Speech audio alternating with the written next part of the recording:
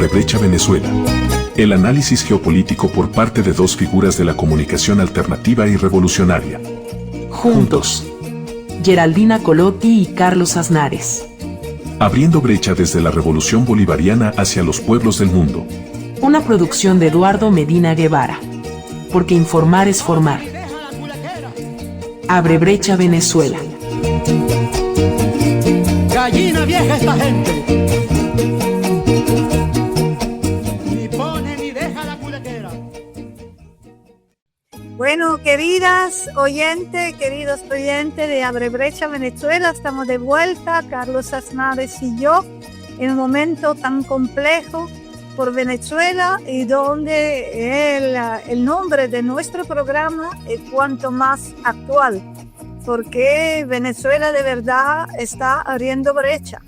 Y después, como hemos tantas veces comentado, después del genocidio en Palestina, que sigue desafortunadamente, donde el imperialismo quiso y quiere acostumbrarlo al horror, ahorita quiere acostumbrarlo al fin del derecho internacional, hasta llegar a que nadie pueda pensar que se puede y se debe resistir a estos ataques descarados, porque de un lado hay el ataque mismo que ha mostrado con una violencia desproporcionada la agresión a un pueblo pacífico que no ha puesto el dinero para comprar bomba o arma para agredir al pueblo, sino lo poco que le quedaba de recursos después de la medida coercitiva unilateral que le impuso el mismo imperialismo. Este dinero ha sido destinado a los planes sociales, a estos mismos planes que en los países capitalistas ven el pueblo sufrir porque no lo tiene, porque se cortaron pensiones, se cortaron la ley del trabajo, se borraron los derechos, y se nos hizo pensar que los derechos son beneficios, son privilegios. Es por eso que ellos quieren imponer su agresión descarada sin ninguna máscara, porque Trump dice: yo quiero el petróleo de Venezuela, que es esta democracia, no me importa nada, que no me importa de los jueces, no me importa de las elecciones, quiero la Groenlandia, me la voy a tomar, ¿qué quieren ustedes? Yo hice tanto por ustedes, ¿no? Es una cosa que podría parecer grotesca, pero grotesca no es, porque es lo que el marxismo nos aprende a analizar como el caos, la anarquía del capitalismo en su fase de casi muerte, pero desafortunadamente esto, agonía, puede durar mucho tiempo y puede provocar agonía y sufrimiento en los pueblos del mundo si los pueblos mismos no se despierta y no mira a lo que está pasando a Venezuela y lo que sigue pasando en Palestina como un ejemplo de lo que le puede pasar si hay un policía global que nadie ha elegido, que nadie ha destinado a ser de esta manera, decide quién tiene que vivir y quién tiene que morir, porque de eso se ha tratado en Venezuela. No secuestraron un presidente legítimo, no secuestraron una compañera, una diputada de la República, una vanguardia de lucha como Cilia Flores, una abogada penalista que no olvidamos podía quedarse porque no estaba blanco del imperialismo, pero decidió irse con lo que es no solamente el presidente de la República, no solamente su compañero, pero es como ella una vanguardia de lucha del proletariado, porque Nicolás Maduro es un obrero, Nicolás Maduro ha sido un conductor de metro, un sindicalista, es eso que no puede soportar el imperialismo, que tiene un respaldo muy fuerte en la mediática internacional, que ahorita quiere sembrar, hablaremos de eso con nuestro huésped, quiere sembrar duda, no por casualidad, en la calle, el pueblo venezolano levanta pancarta que dice: dudar es traición. y además se recoltan cartas para hacer aún más de lo que se hizo para la liberación de los 5 héroes cubanos, de enviar carta a Nicolás Esilia en la cárcel, donde se dice que seguramente va a volver. Una cosa, Carlos, de la cual quiero también que hablemos, es cómo el mismo imperialismo ha tenido que admitir que la mentira con la cual construyó todo este ataque, con lo cual mató a más de 100 personas, honor y gloria a los caídos, a los héroes cubanos, a la heroína cubana y venezolana caídos también, civiles, con su misma mentira se ha caído, porque ha tenido que, como tantas veces hemos contado, decir que el cartel de los soles no existe, es una invención. ¿Cuántas veces nosotros lo hemos contado? Empezó la acusación contra Diosdado Cabello. Hemos escrito tantas veces de eso, y ahorita quiere involucrar en su calumnia también a nuestro capitán Diosdado, que está en la mira de Norteamérica, como muchos otros dirigentes. ¿Cómo lo analizas tú, Carlos?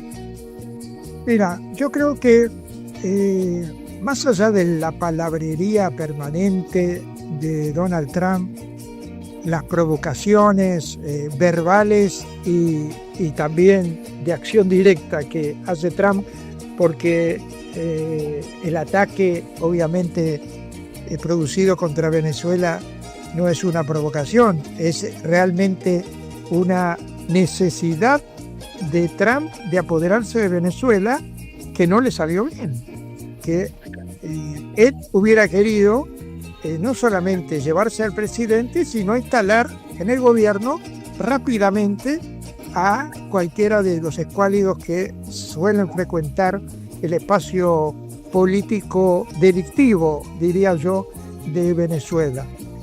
Eso no le salió bien, el gobierno sigue funcionando, no solamente eso, sino que se están generando todos los días acciones que tienen que ver con el bienestar de los venezolanos y la venezolana. Pero más allá de ese palabrerío, analicemos también otras situaciones que está provocando el imperio de una gravedad muy grande. Una de ellas es Palestina, obviamente, no solamente el apoyo que ha dado a el genocida Netanyahu, que ya cuesta cientos de miles de vidas de palestinos y palestinas. Esta misma semana 3 periodistas más han sido asesinados. El alto el fuego acumula permanente violación, como pasó y está pasando en el Líbano. O sea, no solamente se consuelan con eso, sino que además institucionalizan, o quieren hacerlo por lo menos, este Consejo de Paz, que en realidad es un rejunte de genocidas de todo tipo. Desde Tony Blair, el famoso asesino de la invasión de Irak, junto con las fuerzas de la OTAN y todo lo que ya hemos visto en su momento en Irak, que le ha costado millones de vidas al pueblo iraquí, hasta Javier Milei, que es un genocida social en la Argentina. Eso es lo que ha podido juntar realmente Donald Trump, y también por toda esta embestida que está haciendo para apoderarse de Groenlandia, no le está saliendo bien. Es un Consejo de Paz que ya nace muerto, porque hay países de Europa que no se quieren plegar, porque se dan cuenta que es una payasada todo lo que significa hablar de paz y avalar al genocida israelí, mientras, por otro lado, la complicidad de una parte del mundo árabe, que siempre hay que destacarlo, porque todo esto no sería posible si el mundo árabe estuviera realmente unido al eje de la resistencia.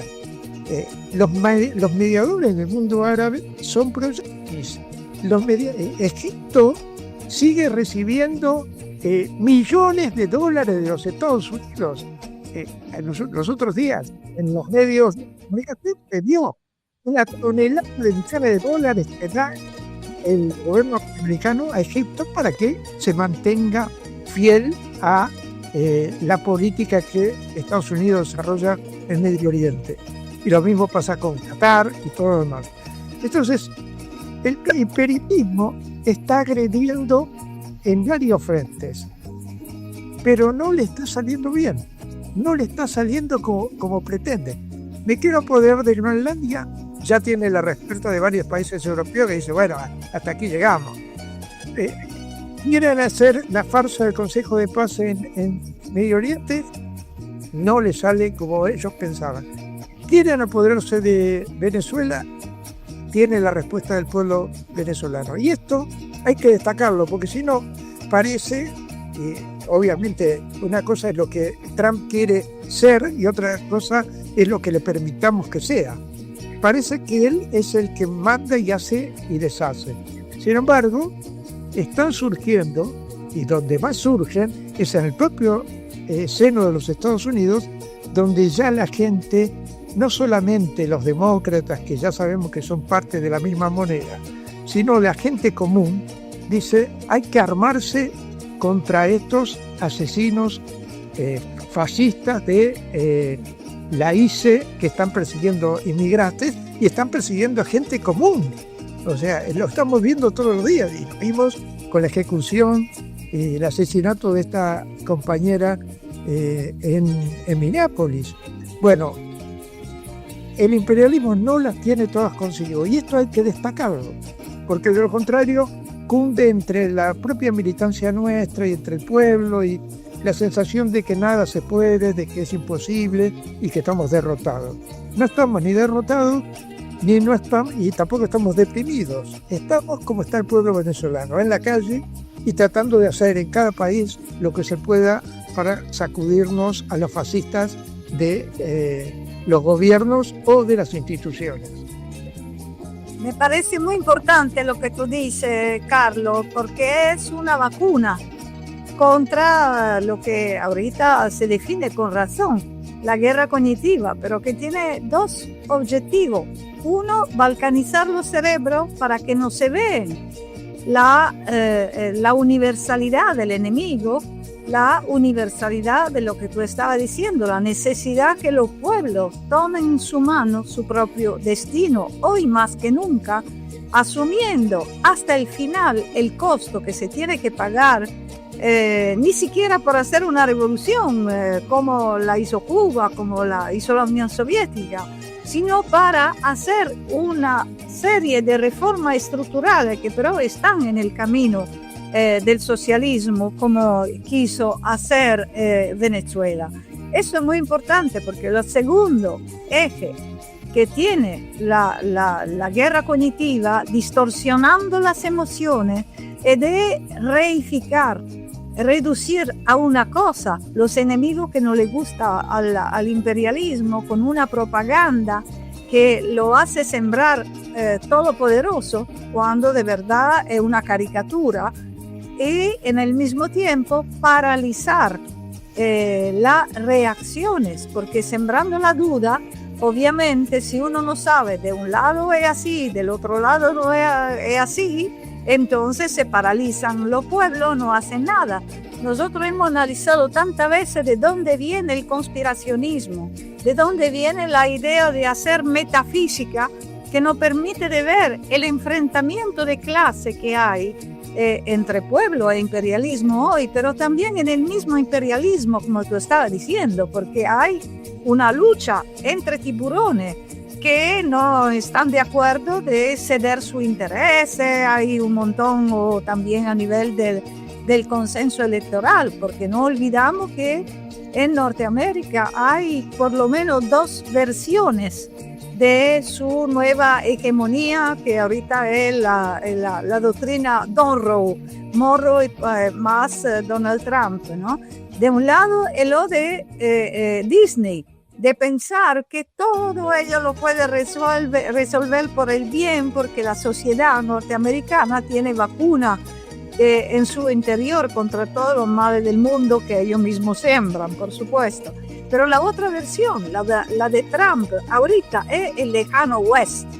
Entonces, estas dos versiones mismo a nivel simbólico produce enfrentamiento en el anterior mismo de los Estados Unidos, porque este señor había hecho en campaña electoral la promesa que nunca iba a invadir, nunca iba a hacer la guerra, porque la guerra era de los demócratas, pero hizo, por supuesto, porque no se puede hacer guerra comercial sin que esta puedan llevar a otro tipo de guerra, que sea guerra silenciosa, que bomba silenciosa, como la llamada sanciones, o bomba verdadera, militares, que no son quirúrgicas. Ellos tampoco pueden utilizar la versión de Disney, que era de los demócratas, porque la bomba mataron, porque la bomba matan, porque el genocidio en Palestina se hizo.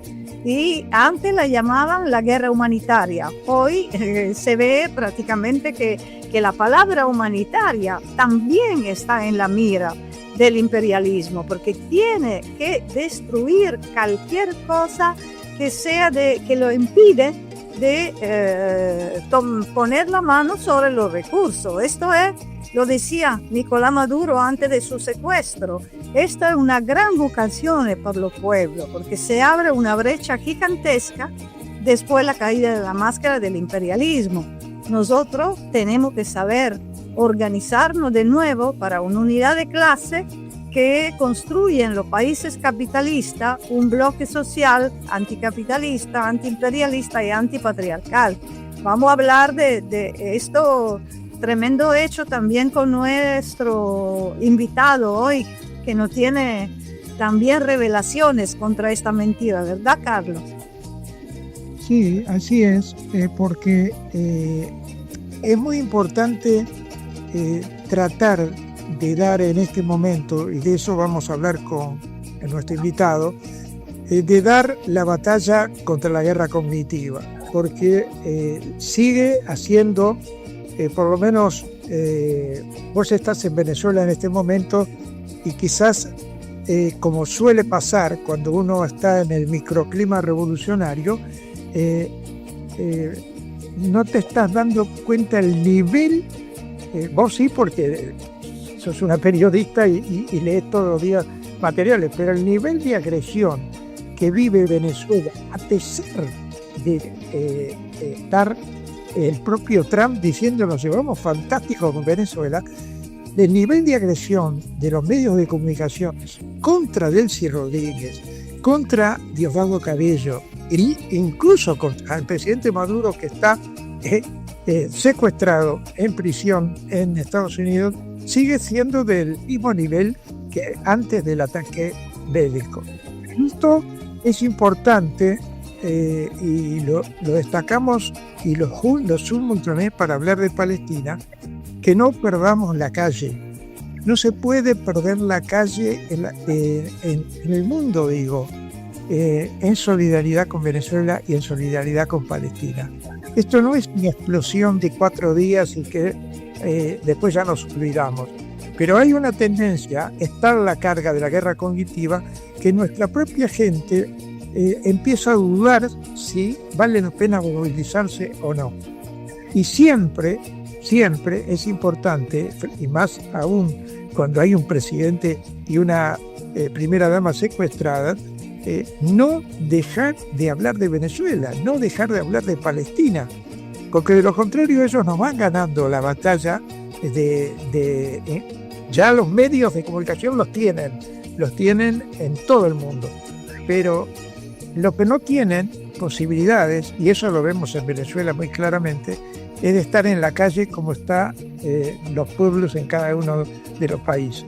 Ahora se nos viene, por ejemplo, en el extremo sur de Latinoamérica, la irrupción ya del señor José Antonio Kast, que ya ha hecho nombramientos para su gabinete y son los abogados del pinochetismo. O sea, ya empezamos a ver lo que el pueblo chileno debió medir mucho más cuando de alguna manera respaldó a Boric, que le abrió la puerta a este tipo, ¿verdad? Pero, ¿qué tiene que hacer el pueblo chileno frente a un nazi que va a gobernar? Movilizarse, no estar esperando hasta último momento, ya cuando te vienen a buscar, ya es tarde. Entonces, esto vale para cualquier país del mundo. Nosotros tenemos que tratar de mantener el pulso hasta que Maduro vuelva a Venezuela, el pulso de la movilización solidaria internacionalista y popular, que permita que Venezuela esté acompañada. Y lo mismo pasa con Palestina. No podemos dejar de denunciar lo que ha sido el genocidio y lo que sigue siendo el genocidio, y además otra cosa, pedir que sean castigados los culpables, porque lo peor que le puede pasar a Venezuela o a Palestina es que quienes agredieron, mataron, asesinaron en ambos países, después, por obra y gracia de la desmemoria o de las traiciones, queden absolutamente impunes, porque eso abre la puerta a que dentro de un tiempo otros genocidas, aunque pasen 20 o 30 años, vuelvan a repetir lo mismo. Si no hay castigo a quienes han cometido semejantes crímenes de lesa humanidad, obviamente abrimos la puerta a la impunidad. Y en ese sentido, creo que frente a la ausencia de los organismos que deberían encargarse de eso, son los pueblos los que tienen que reclamar justicia y castigo, como las madres de clase más lo hicieron en Argentina durante años, reclamando justicia y castigo contra los dictadores que asesinaron a 30.000 jóvenes argentinos. O sea, si no hay justicia, se repite la tremenda violencia contra los pueblos. Por esto terminamos, porque ya se nos va el tiempo y recibimos a nuestro invitado de hoy, que es nada más y nada menos que Juan Martorano. Abre brecha, Venezuela. Juan Martorano es un político y comunicador social venezolano reconocido como un firme defensor de la revolución bolivariana y del legado del comandante Hugo Chávez. Con una larga trayectoria en el chavismo de base, es fundador del movimiento de comunicadores revolucionarios Voces de la Patria. Se desempeña como diputado a la Asamblea Nacional. Demos la bienvenida a Juan Martorano, analista conocido, muy activo en las redes sociales, que siempre muy informado. Entonces empezamos por ahí. ¿Dónde te encuentra ahorita, Juan? Y desde dónde te encuentra, que nosotros sabemos que es en el Esequibo, ¿no? En Guyana. Uno de los puntos de los cuales puede haber habido la agresión criminal que ha llevado al secuestro del presidente Nicolás Maduro, de la diputada Cilia Flores, primera combatiente. ¿Cómo ves tú desde ese punto de vista? Bueno, gracias Geraldina, gracias Carlos. Y bueno, sí, evidentemente cuando sucedieron los eventos del 3 de enero en Caracas, yo me encontraba en el territorio de la Guayana Esequiba. En estos momentos yo me encuentro en Puerto Ordaz, en el estado Bolívar. Y bueno, ciertamente dentro de uno de los escenarios que se planteaba del ataque militar era por el territorio Esequibo. No obstante, cabe destacar que después, incluso por patrullaje que tuvimos la oportunidad de acompañarlos, resultó muy difícil por sobre todo el río Cuyuní. Creo que yo te hablé en una entrevista el significado de lo que significa Cuyuní y las implicaciones que tiene. Cuyuní en lengua de los indios guayanos significa diablo, porque ese río representa un obstáculo natural por sus inmensos raudales. De hecho, cuando Inglaterra despojó a Venezuela de ese territorio, decían que para navegar en ese espacio tenía que ser personas que tuvieran por lo menos 10 años de experiencia y sin ningún tipo de incidente. Por ese lado fue cuando se descartó, por lo menos por el lado del Cuyuní, la posibilidad de agresión. Entonces, ¿cuál era el espacio dentro del Esequibo que quedaba para poder agredir a Venezuela? Bueno, sencillamente por el lado norte del Esequibo, donde está cerca del delta y cerca de lo que es el estado Sucre, donde está nada más y nada menos que Trinidad y Tobago, que de hecho tengo algunos elementos dentro de lo que ha sido esta agresión militar que sufrió el 3 de enero Venezuela y del secuestro del presidente Nicolás Maduro, producto de mis investigaciones. Quiero, desde mi punto de vista, denunciar al gobierno de Canla, Bissot y Sauce, porque parte de las interferencias electrónicas que se dieron en los sistemas de defensa de Venezuela provinieron de Trinidad y Tobago.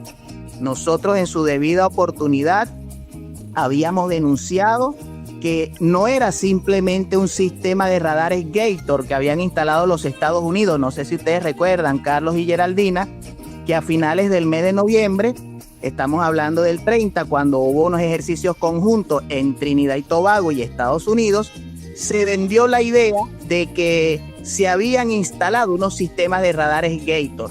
Pues déjenme decirles que Gator no solo es un sistema de radares que ha contribuido de manera importante al secuestro de los buques petroleros venezolanos que entran y salen al país. Nosotros explicamos en su debida oportunidad ese mecanismo que es doble propósito.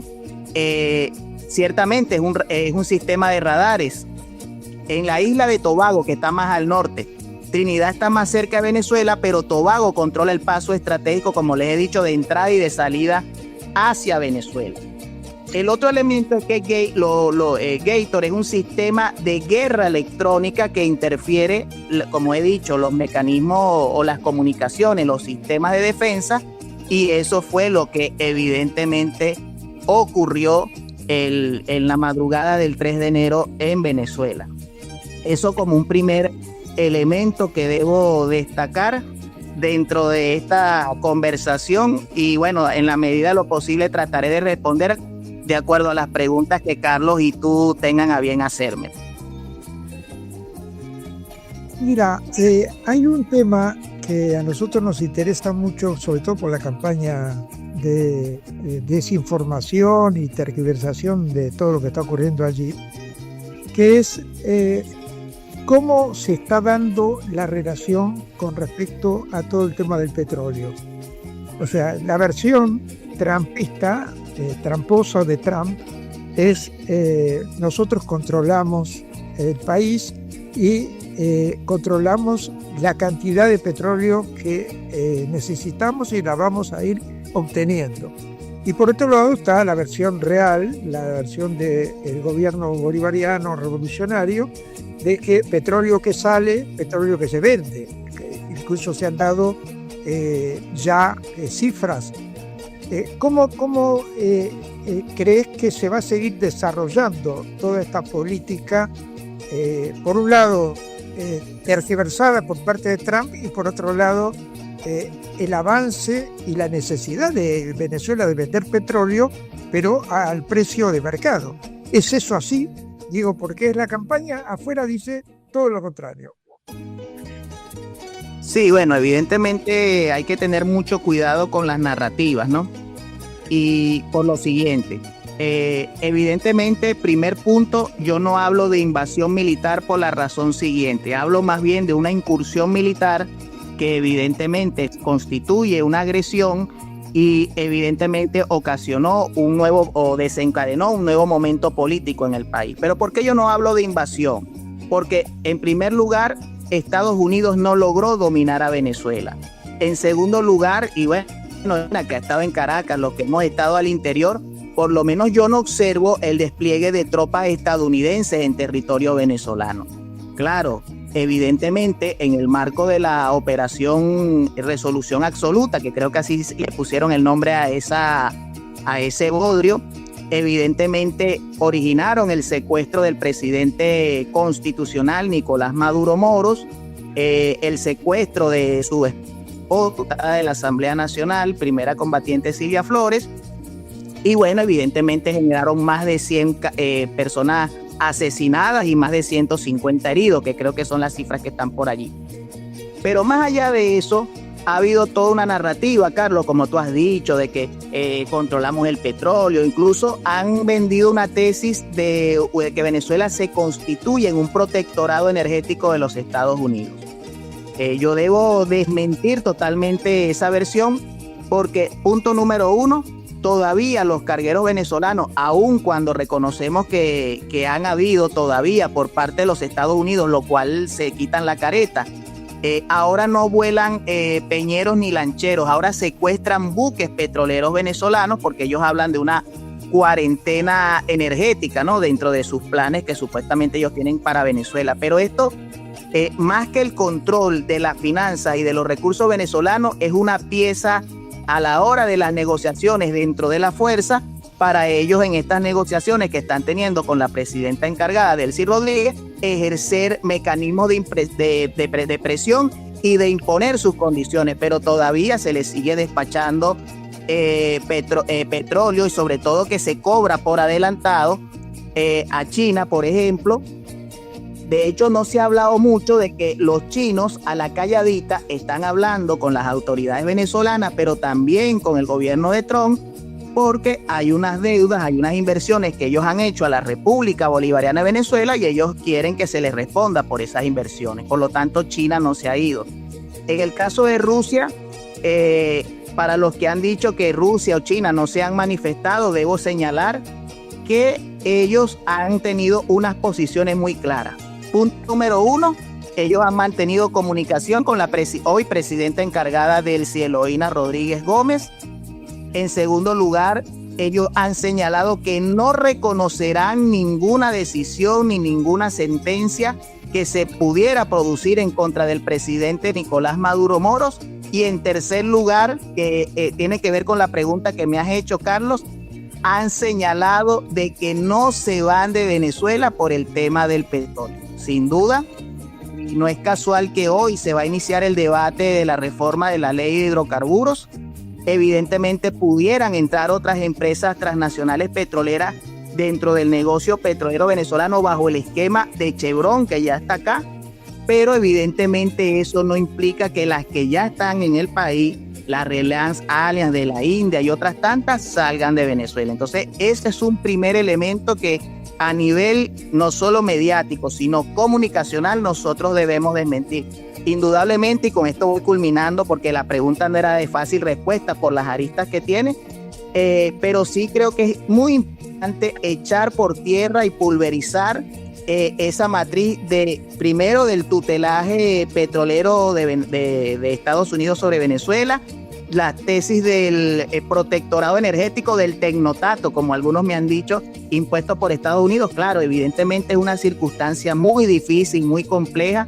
La presidenta encargada debe tomar decisiones que en su momento incluso pudieran no ser comprendidas, pero que va en el marco de la estrategia, sobre todo trazando líneas rojas a la administración Trump de soberanía y de defensa y de mantener la paz en Venezuela. Gracias, Juan. Nosotros sabemos que tú eres un analista, tienes buen conocimiento directo también del tema de seguridad. ¿Cómo se vive, cómo se percibe lo que podría hacer la oposición extremista que ha provocado este ataque criminal, ¿no? La señora Machado, no nos vamos a extender porque todos sabemos cuáles han sido los actos que llevaron ahí. ¿Qué están haciendo ellos? Porque si nosotros monitoreamos su medio de información, también en las redes, ellos están de un lado tergiversando con una intoxicación de la cual hemos hablado, pero del otro lado están como esperando una supuesta transición donde se le va a preparar el terreno a la señora Machado para que pueda empoderarse de los recursos del país. ¿Cómo es el humor? ¿Cómo se percibe esto a nivel de la sociedad venezolana?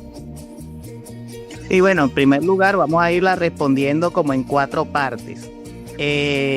Solamente hago un comentario porque hay un proceso de investigación en marcha, pero por algunos elementos que he podido conseguir, no solo tenemos que acusar y señalar al gobierno de Donald Trump por esta agresión militar, ¿no?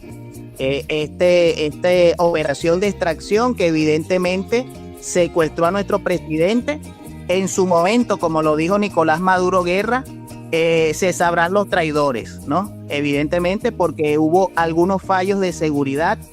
De hecho, el periodista Eligio Rojas dio por lo menos 2 antecedentes de intento de extracción del presidente Nicolás Maduro, que a mi juicio eran un aviso que no le prestamos atención de que esta acción podía ocurrir.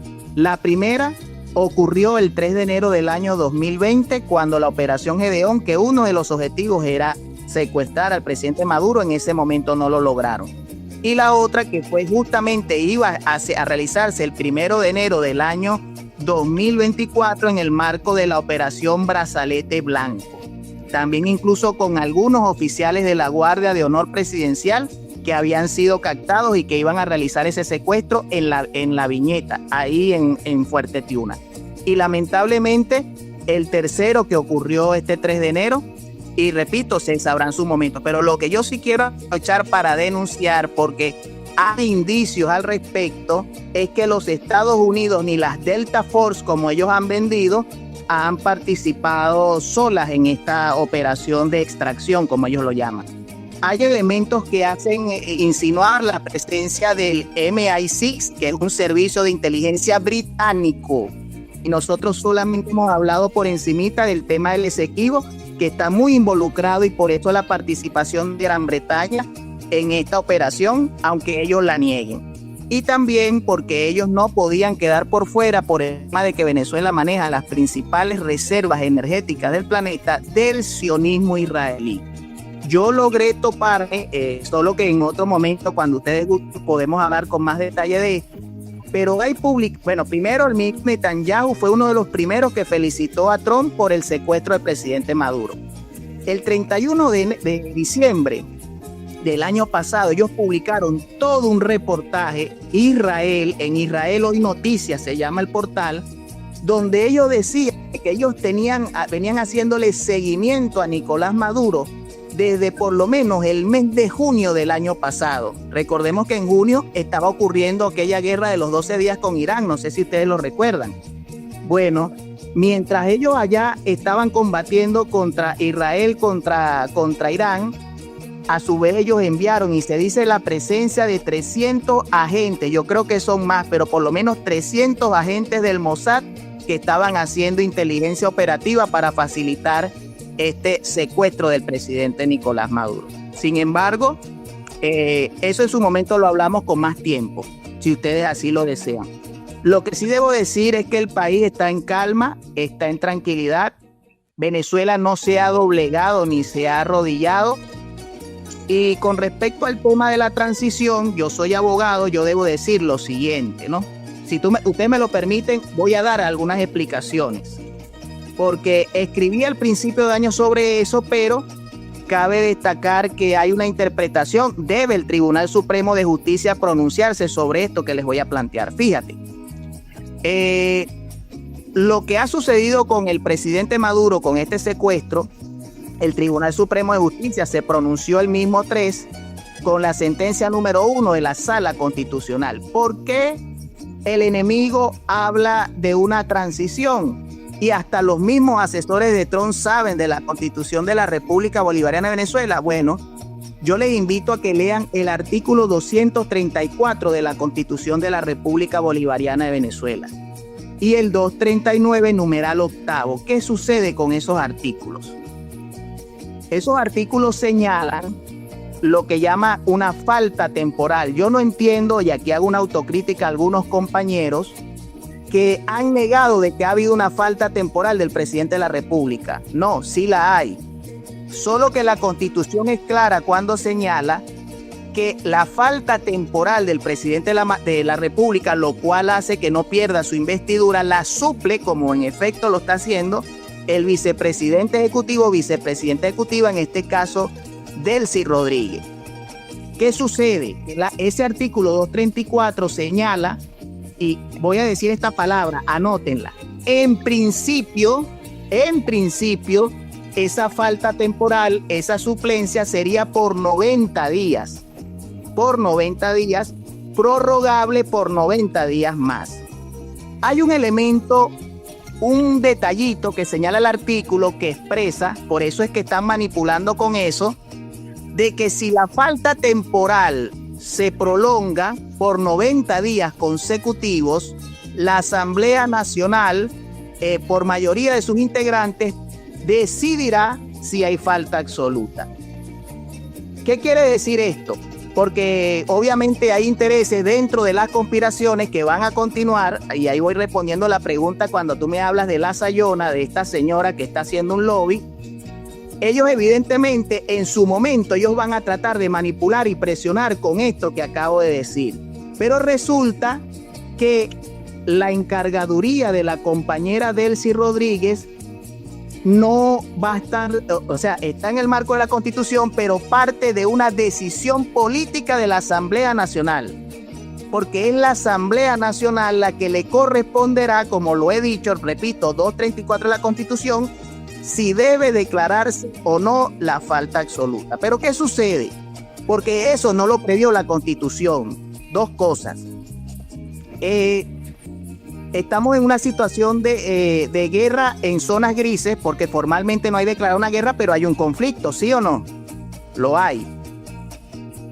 Pero resulta que además estamos bajo la vigencia de un estado de conmoción exterior, que por cierto han habido algunas ONG que presionan por la derogatoria del mismo. Yo no estoy de acuerdo, el estado de conmoción exterior debe ser mantenido. Si eso es así, por lo tanto, no solo que Delcy Rodríguez debe mantenerse por lo menos los 6 meses que en teoría, de acuerdo al 234, debe estar, sino que además, mientras estas circunstancias permanezcan y hasta que no vuelva el presidente Nicolás Maduro, porque es una situación inédita, evidentemente debe estar en esa encargaduría. Pero ese problema se resuelve con una interpretación adicional que haga la Sala Constitucional, porque incluso voy a plantear un vacío que tiene no solo el 234, sino incluso el 233, que es el que establece la falta absoluta, y es el que, y con esta falta temporal, por eso es que no hay elecciones en 30 días, ¿ok? Suponiendo, haciendo un ejercicio macabro de que se declarara la falta absoluta y de que en 30 días hubiera elecciones, y como algunos han señalado la posibilidad, yo creo que ha mermado, pero igual no podemos bajar la guardia, de un nuevo Estados Unidos. ¿Qué hubiese sucedido, por ejemplo, si Venezuela hubiese entrado en guerra con los Estados Unidos? La Constitución dice que en 30 días, pero si materialmente no se puede instalar las mesas, el CNE con toda su logística y la Fuerza Armada, entonces eso, por vía de esta situación, prolonga el mandato de la compañera Delcy Rodríguez como presidenta encargada. En resumen, para ir cerrando, me disculpan a lo largo de la respuesta, pero creo que era importante decirlo. La decisión de la encargaduría de Delcy, para los que hablan de transición, parte de una decisión política de la propia Asamblea Nacional dentro del marco de la Constitución y del 234. Aquí la única transición posible, y culmino con esto, la larga respuesta, es la transición al socialismo. Aquí no hay de otra. Muy bien. Y Juan, ahí con esta respuesta y sobre todo con la presencia que lo destacamos siempre del pueblo en la calle desde el primer día, evidentemente no va a cuajar ni la posibilidad de instalar a los sectores más reaccionarios en el gobierno, y también más temprano que tarde el presidente Nicolás Maduro va a volver a hacerse cargo de en Venezuela de un poder que sigue manteniendo allí en la prisión. Te agradecemos mucho, se nos fue el tiempo, pero ha sido realmente muy importante todas las aclaraciones que has hecho y por supuesto seguiremos llamándote cada tanto para refrescar más información sobre esto. Gracias, Carlos. Yo solamente en un minuto para cerrar, yo cierro como en una entrevista que le concedí al compañero Clodovaldo Hernández en La Iguana, y creo que con este mensaje está en vigencia para este momento difícil que vive la patria. Yo tengo ahí un video del comandante Chávez cuando, por cierto, él señaló de que la María Corina estaba fuera de ranking, pero ese video es un poco más largo, es de casi 7 minutos, pero sobre todo los 3 últimos minutos.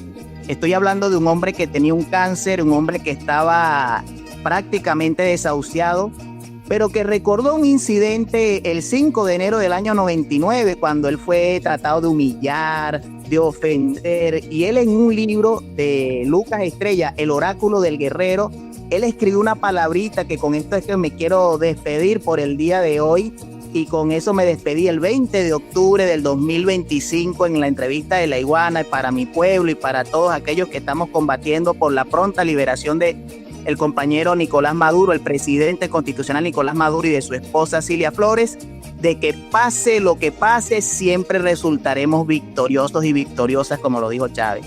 Así que con ese mensaje les doy un hasta luego, agradecido, y bueno, estoy a la orden de todas y de todos ustedes para una próxima oportunidad. Hasta la victoria siempre, independencia y patria socialista, viviremos y venceremos. Leales. Bueno, queridas y queridos oyentes, nos despedimos por este nuevo capítulo de Aurebrecha Venezuela, como siempre, invitándolo a enviarnos sugerencias, críticas, para hacer cada día mejor la información, que como decimos en nuestra plataforma Rompiendo Fronteras, es por informar, formar, pero sobre todo movilizarnos. Un gran abrazo a Eduardo Medina Guevara, nuestro productor, y también a nuestra compañera Nieve Valdés.